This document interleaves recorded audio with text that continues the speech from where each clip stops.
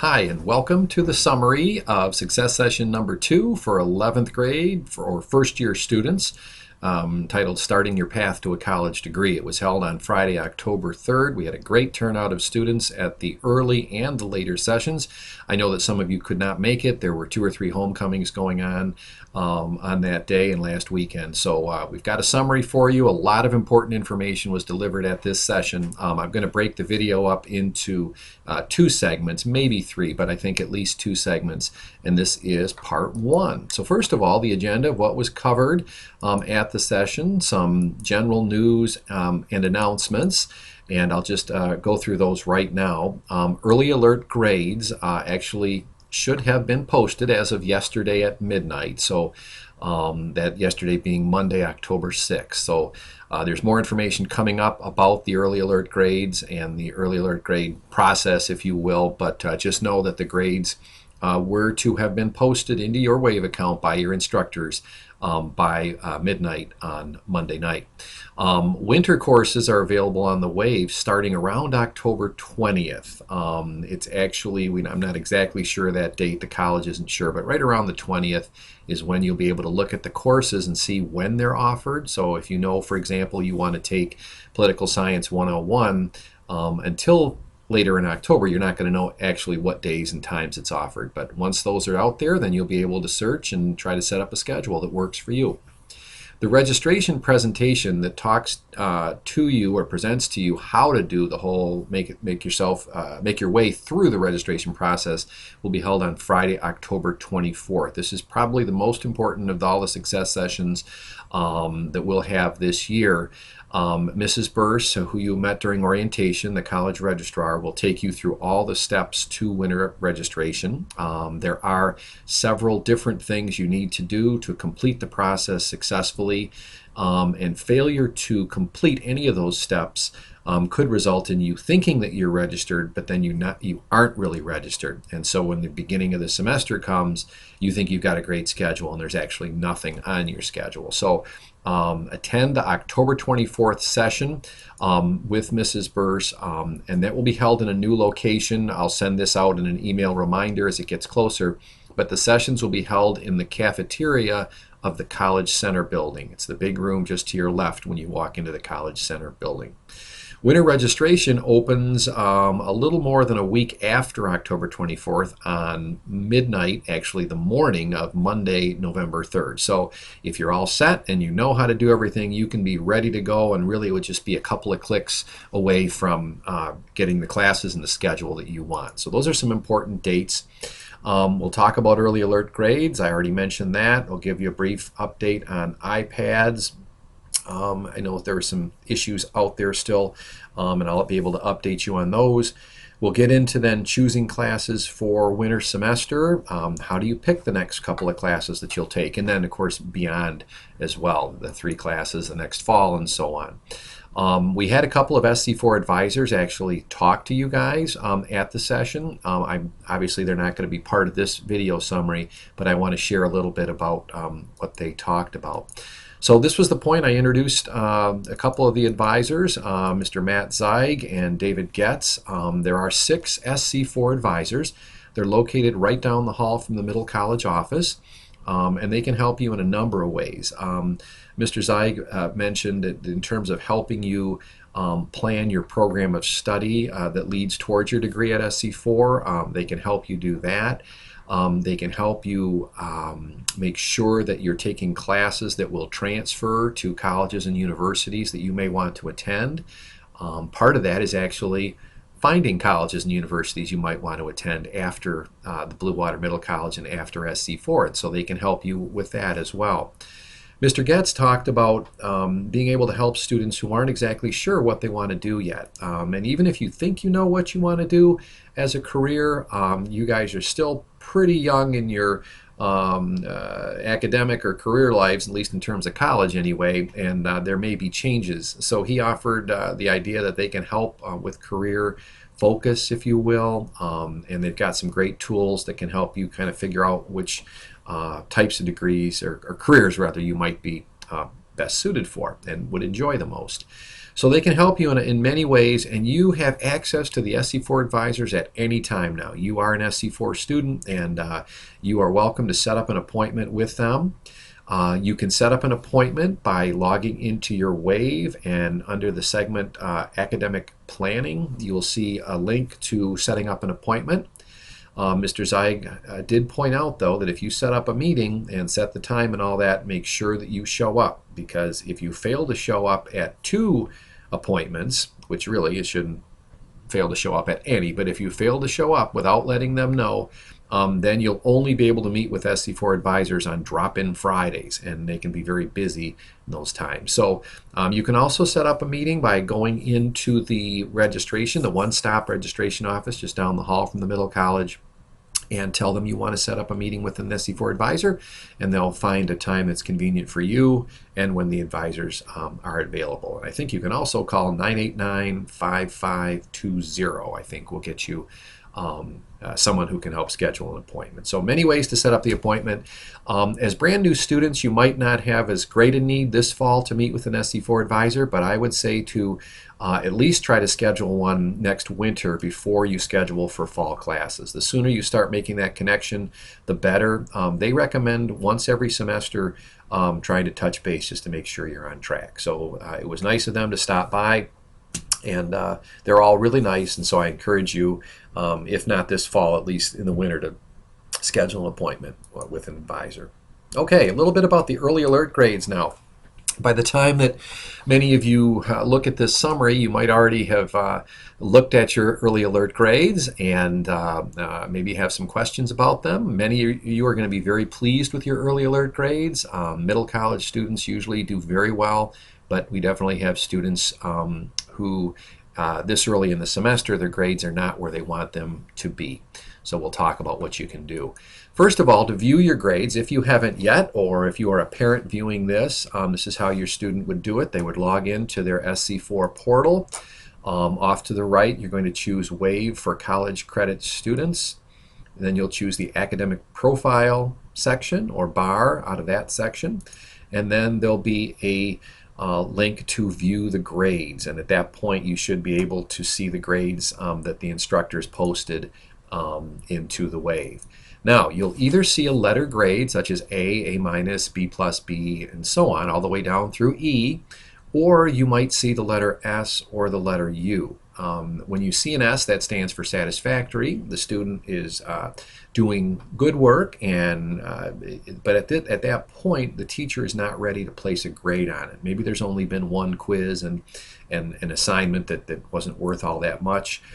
So the instructor might just want to hold back on actually placing a grade yet. The same thing is true with the U, although the U stands for unsatisfactory. And that should be a wake-up, just like a D, D-, or an E should be a wake-up. In that case, the instructor is not seeing the quality of work they need from you. Possibly the student is missing class too many times.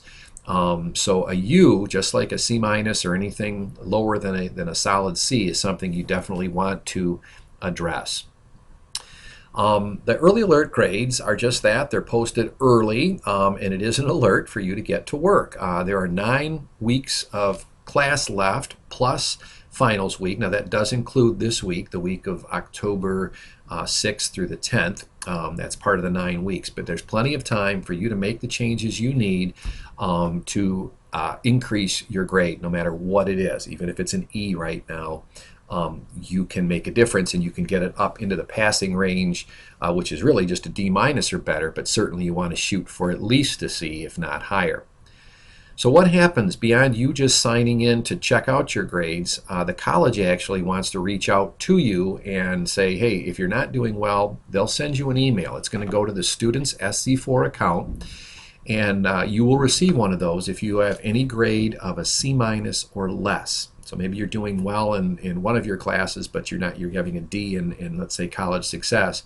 You will get an email, and in it will be ideas on how to improve your grades. Beyond that, we, the middle college staff, are going to get a report later this week from the college with all our students' early alert grades. And we will be calling the parents of any students with a C- or less. And the idea is to share with the parents the types of things students can do to bring those grades up. Just know that you will be contacted, or your parent will be contacted. We want to see you pass the class, and not only pass it, by the skin of your teeth with a D or D minus, but also get into the C or above range. And again, many of the grades will be A's or B's, but we do have a fair amount of students that at this point need to pick up the pace a little bit.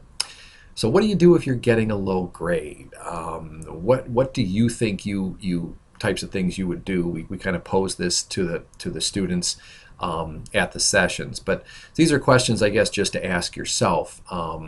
What have you done so far to try to pick up that grade, or what have you not done so far that maybe has led to that grade? So really, it's on you guys to reflect, I think, on why your grade is lower than you want it to be. One of the things it's not time to do is look for what I call an escape hatch, and that is, well, this class just isn't working out, I want to withdraw from it or drop the class. It does have serious consequences with it. It puts you behind in your progress towards an associate degree. It does not look good on your transcript with a W. You may at some point need to withdraw from a class, and it might be due to a lengthy illness, it might be due to an accident or something like that. A low early alert grade is not a reason to even consider withdrawing from a class. And so in this case, it's time to get to work. Something to think about, speaking of work, although a lot of our 11th graders are not yet working, but more and more students get jobs, and to get at least a C or better in a class is literally worth over $1,000. So I guess my point is, it's time to work a little harder on your schooling rather than saying, well, I just don't have time, I've got practice, I have to work a shift at work or whatever. The trade-off is much better if you succeed in your college classes rather than spend more time working at a local restaurant. So what do you do if you're getting a low grade? First of all, you've got to know what your grade is based on. You might have thought you were doing just fine, and then suddenly you get this low grade. If you're not clear, go back to the syllabus and see if you can figure out why. We actually talked about this at the very first success session. But if you're still not sure why you got that C minus or D or B, whatever it was, ask your instructor. They're going to expect you to go through the syllabus, and they might have already done that at the beginning of the class. But if not, set a time to meet with your instructor during office hours. And if you can't make office hours, I think if you contact them and show that you're conscientious about wanting to improve your grade and how you're doing in the class, they will likely find a time to meet with you, or at least can go back and forth maybe via email. So you want to ask for help. That's the next thing. Once you try to find out and say, okay, I need to do more work with my papers, or I'm not scoring well on my assessments, then it's time to ask for help. And there's all kinds of places to go to get help. I'm going to click on this, and it's going to link to an area where we posted several documents that are tied to this success session, and tools that you can use not only for this getting help part, but also for choosing winter classes. What you should see on your screen right now is a folder on a Google Drive that I have, and I've posted documents that we'll be talking about in this session, and I'm going to send you the link, or give you the link to this shared folder shortly. We're looking for ways to be able to share documents that can help you without having to always email them as attachments. Well, the one that I want you to see right now is this one called Tutoring Help. I'm going to click on it. It should expand it. And parents were given a copy of this when they attended the parent orientation, or they were emailed a copy of it as a summary of the parent orientation. But it's a good sheet, and so we want to make it available to you. I'm going to zoom in a little bit, and we'll just go through this. First of all, the tutoring help is there, and your first line to check with, I guess, of help would be your SC4 instructors. So hopefully they're available when you are, and you reach out to them and ask for help. Then there's all kinds of other tutoring done by faculty or students that are high level, for example, in math. You'll find information about the Math Center and the hours and the location, and a little bit about getting help there. There's the Writing Center. Again, the same idea. When is it open? What do you do to get help there? And then the Achievement Center, which is in the College Center building, is open 5 days a week and even in some evenings.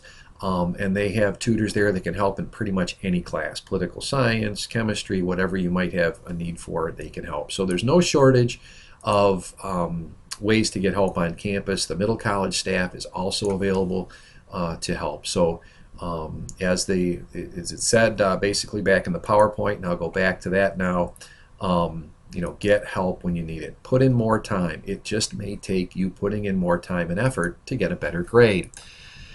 Students will sometimes say, I don't have time. I've got practice and then I have work and I just don't have time. And I would counter that. I firmly believe that you have enough time to put more into your studies. And if you consider the following, the fact that you don't have classes 2 or 3 afternoons per week, now that's time when you don't have practice, lunch is over, and you've got an hour and a half or 2 hours before school even ends for all of your classmates that aren't in the middle college.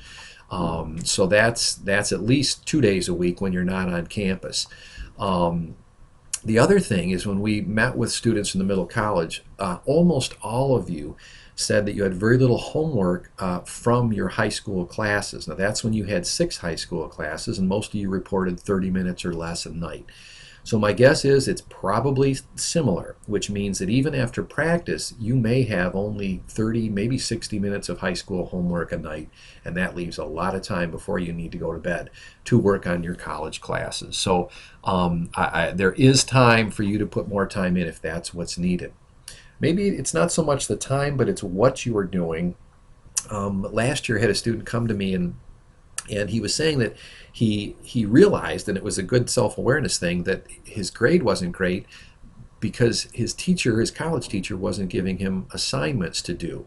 And he was kind of relying on that, just like you often do in high school, as a way of building up points for your grade, but also leading you through the material. And this student realized that he was going to have to do more himself, and that's where studying in college is not so much about completing homework assignments, but it's about going back over your notes. It's about reading the textbook assignments maybe a second time, highlighting, taking notes out of the text, organizing your notes, all kinds of things. Studying means something different in college than it does in high school. The other thing is that book you have called On Course for your college success class. There's all kinds of note-taking strategies, reading strategies, organizing notes, studying for tests. Each chapter has dozens of strategies to help you. And if you haven't changed what you're doing at all or looked at those, then you're missing out, because you very well may need to change the way you've studied in the past. It just might not work for college classes. The college classes that all our students are taking right now, whether it's political science or college success, of course, these are not high-level classes, and I'm confident that all our students can get an A or a B in those classes if they put the time in and possibly do things a little differently. Okay, to wrap up this segment, I'm just going to mention a little bit about the iPads, some information. I sent an email out a couple weeks ago not to update to the iOS 8 operating system. That still is in place. Do not upgrade. You may have a family iPad or an iPhone yourself that you've updated and you say, oh, this is great, I like the iOS 8 operating system. But the software that we have loaded on the iPads, our management software, at this point is not set up to work with iOS 8, and it can cause the iPads to lock up and have apps and the software deleted and not usable. So do not update yet. What you have, the previous version of iOS, it should be working fine, so do not update. A few students, not too many, were having difficulty downloading the iStudies app, and that was part of the first success session. That's the app where you put your classes and assignments in for reminders. And a few of you are still waiting, but it sounds like everybody's been working with Ms. Weimer on that. If for some reason your iStudies is not working or not downloading, get in touch with Ms. Weimer in the Middle College office, and she'll help you with that. And finally, if you haven't already and you get a chance, you might want to download the Adobe Connect app. You should find that in the self-service area. If not, you can go, it's free, so you can go to the iTunes store and search on Adobe Connect. That's the app that allows me to broadcast live from my office and you to experience the interaction or the presentation live from home if you have wireless or from the local McDonald's or whatever. I'd like to try to use that either later this month or early November to share some information without having to have students come all the way into campus. So if you've already downloaded, that's great. It'll be ready for you when we use it. So that's it for part one. Take a little break. Part two, we'll look at the many things to consider when choosing winter semester classes, and it will get into how the requirements for a degree work at SC4. So a lot more to come, but right now take a little break. There will be assignments posted related to each of these segments, things that you must submit to us if you did not attend the session in person. Okay, thank you.